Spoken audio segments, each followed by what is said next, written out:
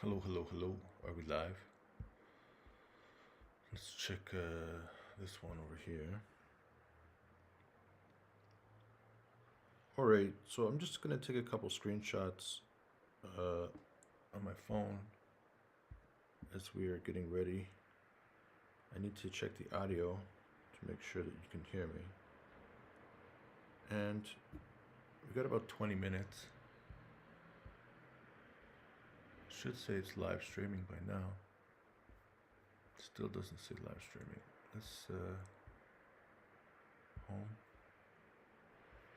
Here we go. I didn't change the.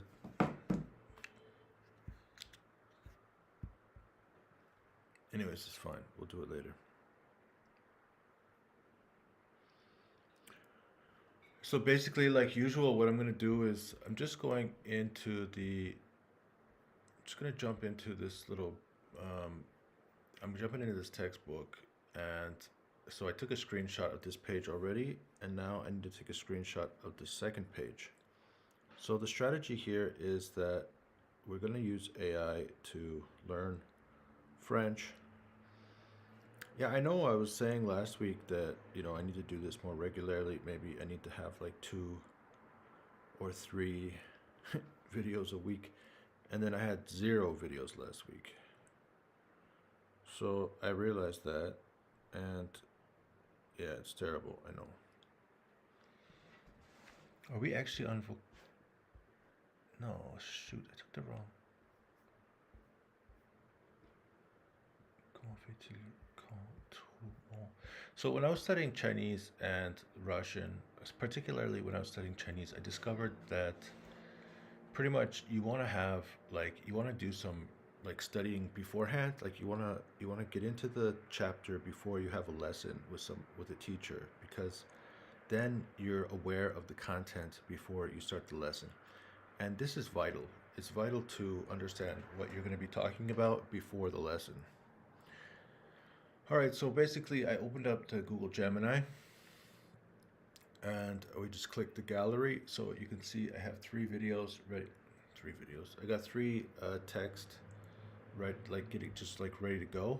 I think we're going to start with the dialogue. That's the most important thing, is just to make sure I have a pretty good idea of what the dialogue is about before I try to talk to a tutor about this dialogue.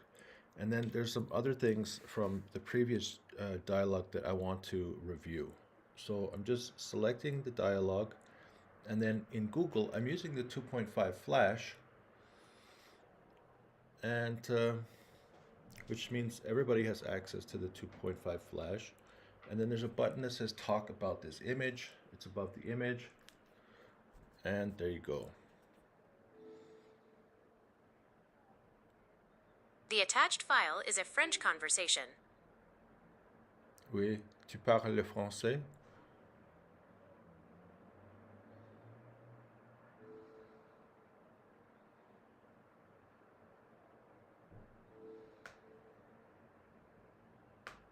Oui, je parle français. Comment puis-je t'aider aujourd'hui? Je veux, je veux, je voudrais lire cet dialogue. Bien sûr, commencez par où vous voulez. Je suis Chris et tu es Anne. D'accord, je commence. Dis-moi, qu'est-ce qui te plaît aux États-Unis? Yeah, that's not the first. That's the first. I think Chris is the first one to talk. Dites, Anne, cela vous dérangerait si on se tutoyait? Excusez-moi, c'est vrai, je commence. Alors, dis-moi, qu'est-ce qui te plaît aux États-Unis? Beaucoup de choses. Les grandes villes de Californie et la personnalité ouverte de ses habitants, par exemple. J'ai de la famille à San Francisco. Je connais bien la ville. Au Colorado, j'adore les paysages et la nature. Tu as fait de l'escalade et des randonnée au Colorado, je suppose. On s'est promené en montagne, bien sûr, mais l'escalade, c'est pour les professionnels. Tu n'aimes pas les sports? Oh, tu sais, pour moi, la marche me suffit et elle fait partie de ma vie quotidienne. C'est vrai que je marche beaucoup depuis que je suis à Paris. Tu vois, tu t'adaptes à la vie parisienne. Il le faut, et puis je veux bien aussi. Ah, c'est bien. Qu'est-ce qui te plaît à Paris?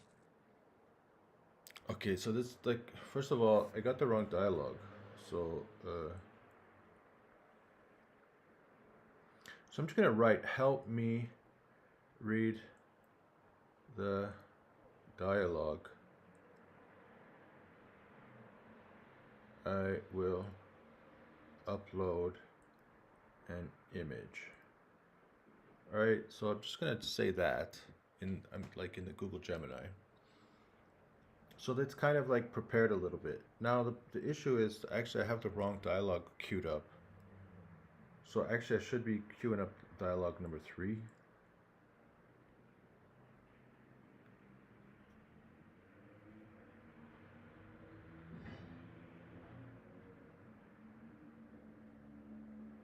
All right, so just took a screenshot, and now I'm going to jump back into the Google Goo.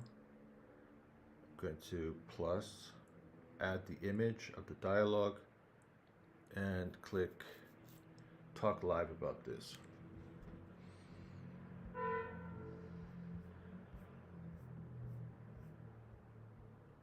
Comment souhaitez-vous lire le dialogue? Voulez-vous que je lise l'intégralité du texte, une ligne en particulier, ou voulez-vous lire ensemble? Je voudrais demander un peu question. Bien sûr. N'hésite pas à me poser toutes les questions que tu veux. Je suis là pour t'aider. Combien de personnes sur cet dialogue? Il y a 2 personnes sur ce dialogue, Anne et Chris. Souhaites-tu que nous continuions à le lire ou as-tu d'autres questions? Commençons lire. D'accord. Qui veut commencer? Tu préfères être Chris ou Anne? Chris, Très bien. Je commence à lire la première ligne. Alors, combien de temps tu vas rester en France? je suis là pour l'été, mais avec ma tante qui habite à Paris, nous allons voyager. Comment se fait-il que tu aies une tante à Paris? Elle est tout simplement mariée à un Français. Ah, je vois. Depuis quand elle est mariée? Et ça fait longtemps qu'elle habite à Paris? Depuis à peu près 10 ans, je crois. Et où est-ce que vous comptez aller alors? En Normandie et en Touraine. Vous n'allez pas en Provence comme la moitié de la population française?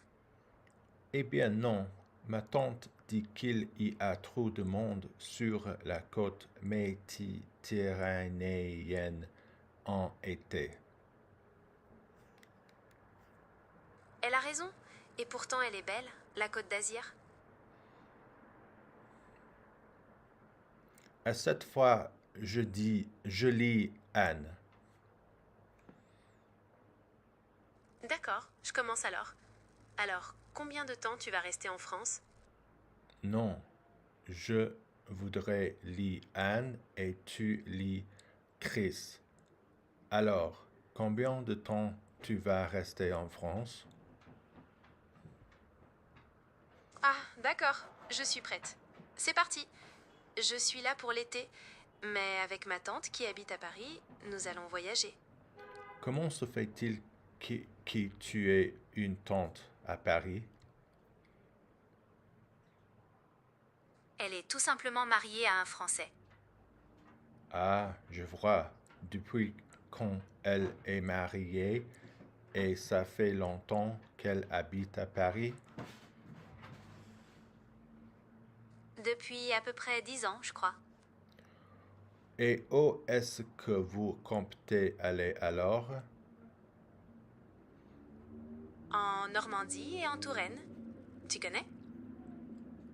Vous n'allez pas en Provence comme la moitié de la population française? Eh bien non. Ma tante dit qu'il y a trop de monde sur la côte méditerranéenne en été. Elle a raison, pour, elle pourtant, elle est belle la côte d'Azur. Elle a raison. Et pourtant elle est belle, la côte d'Azur. Okay, so we read it twice, and now I get the feeling that I'm starting to understand it a little bit better. So, but let's check the English. So, okay, so the first sentence is alors, combien de temps tu vas rester en France? So I think it means how long are you going to stay in France? That's exactly right. Alors, combien de temps tu vas rester en France? Translates to, so, how long are you going to stay in France? Would you like to check the next sentence?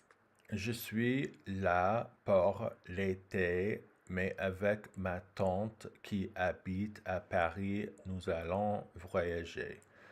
I am here for... What is l'été? L'été means summer, so the sentence translates to, I am here for the summer, but with my aunt who lives in Paris, we will travel. Does that make sense? Okay, I'm here for the summer, but my aunt who lives in Paris, nous allons voyager. We're going to travel. So how long are you going to stay in France? Here for the summer, and then we're going to travel. Comment se fait-il que tu aies une tante à Paris? How is it that you have an aunt in Paris? Exactly. Comment se fait-il que tu aies une tante à Paris is the same as saying, how is it that you have an aunt in Paris? Do you want to move on to the next sentence? Oui. Elle est tout simplement mariée à un Français. She simply married a French person. That's right. Elle est tout simplement mariée à un Français means she's simply married to a Frenchman. Would you like to continue? Ah, je vois, depuis quand elle est mariée, et ça fait longtemps qu'elle habite à Paris. So I see. And depuis. So depuis how long? Depuis how long she is married, and how long time has she lived in Paris? Almost perfect. Depuis quand means since when or how long, and ça fait longtemps means for a long time. So the translation is, ah, I see. Since when has she been married? And has she lived in Paris for a long time? Depuis Does à that peu clear things? près 10 ans. So it means for a little more than 10 years. Depuis à peu près 10 ans means since about 10 years, or for about 10 years. You were very close. What about the next sentence? Près, it means about, and depuis means since. Since about 10 years. Yes, that's correct. À peu près means about, or approximately, and depuis means since. So, depuis à peu près 10 ans means since about 10 years, or for about 10 years. Oh, Shall we move on to the next sentence? et où est-ce que vous comptez aller alors? So, compter. Is it that you plan to go? Almost, compter can mean to count, but in this context it means to plan or to intend. So, et où est-ce que vous comptez aller alors means, so where are you planning to go then? Where Does is that it make that sense? you are planning to go? Where is it that you intend to go? En Normandie et en Touraine, Vous n'allez pas en Provence comme la moitié de la population française? Okay, wait, so vous n'allez pas, aren't you going to the province to what? Comme la moitié, to see how the regular French people live? You're very close with the meaning. Vous n'allez pas en Provence means aren't you going to Provence? And comme la moitié de la population française means like half the French population. So the full sentence translates to aren't you going to Provence like half the French population? Ah, bien non. Ma tante dit qu'il y a trop de monde sur la côte méditerranéenne en été. Oui, wait, eh bien non. So it's like, well, no. My aunt said that it is trop de monde. Trop de monde. There's sur la côte. Everyone goes to the coast in the summer. You've got it. Eh bien non does mean well no, and trop de monde means too many people. And sur la côte méditerranéenne en été means on the Mediterranean coast in the summer. So But the whole sentence doesn't really make sense. It's like she's the one girl. She's like, "Hey, are you gonna go to the Provence, like half the French population?" And then he responds, "There are too many people on the Mediterranean coast." So logically, this doesn't really make sense. You're right. There is a bit of a disconnect in that sequence. In the original French dialogue, it's Anne who says, Vous n'allez pas en Provence comme la moitié de la population française, and Chris responds, Eh bien non, ma tante dit qu'il y a trop de monde sur la côte méditerranéenne en été. So, in our role play, Chris is answering Anne's question. Does that make more sense? I mean, I'm not really worried about who's saying what. I'm just saying if the question is like, "Aren't you going to the countryside?" and the reply is, "There's too many people living on the like too many people that are going to be vacationing on the coast." That's a valid point. Provence isn't formally the countryside, but it is a region known for its beautiful scenery, and many French people vacation there. The response might be hinting that they're avoiding the popular Mediterranean coast for the more serene destinations of Normandy and Touraine. Would you like to move on to the last sentence? So you're saying that vous allez pas en Provence comme la moitié. So aren't you going to Provence? So you're saying that in Provence there is actually a coast, and there's like half the population of France goes to that coast during the summer, and he's like, okay, so I'm not going to go there because there's too many people. Yes, that's the connection. Provence is a region that includes the Mediterranean coast, a very popular destination for summer vacationers. Chris is explaining they're avoiding that region because his aunt thinks it would be too crowded during the summer months. Are you ready to move on to the last sentence? Elle a raison, elle pourtant, elle est belle, la Côte d'Azur. So it's like it's reasonable, or she's right. However, the coast is really beautiful. Yes, that's right. Elle a raison means she is right. And pourtant, elle est belle, la Côte d'Azur, means, however, it is beautiful, the Côte d'Azur.